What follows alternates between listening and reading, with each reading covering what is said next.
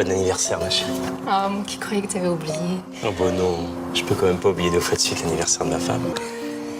Et vous, Jacques? Vous êtes né quel jour? Le 15 avril. Ça se passe comment avec ton peintre alcoolique? Plutôt bien. C'est parfait, Adèle.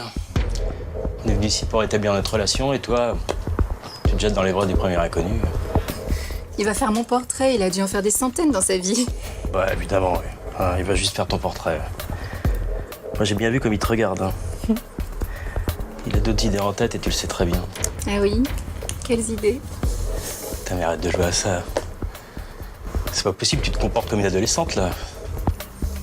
Ouais, je voulais pas faire de scène à Adèle, hein, parce que sinon, je pense qu'elle aurait encore plus insisté, et donc j'ai laissé courir.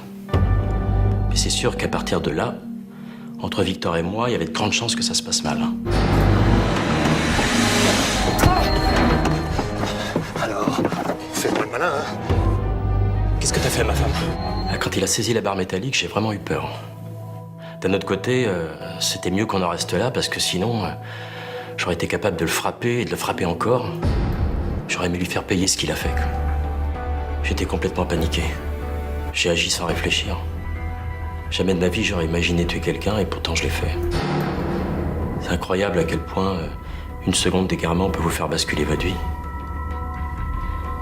Je me suis retrouvé avec le corps d'un homme mort qu'il fallait que je fasse disparaître, et il n'y avait pas 36 solutions. Jacques va tenter de dissimuler son crime. Sabine a tout vu. Je me suis dit que si on le retrouvait dans l'eau, on croirait un accident. Dans mon esprit, ça se tenait. Il avait trop bu, et en attendant le bateau, il avait glissé. Après tout, ça arrive tous les jours, des personnes qui se noient après avoir trop bu. Mais là, tout s'est effondré. Sabine m'a vu en train de faire basculer le corps, et elle n'a pas eu d'autre choix que de me dénoncer. François Desmaris, le voisin en question, est le seul témoin de l'altercation.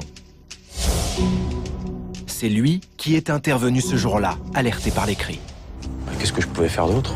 Monsieur, votre femme a été victime d'un arrêt cardiaque foudroyant. Elle va s'en sortir? On va faire le maximum. Elle va subir toute une série d'examens et on va la mettre sous surveillance.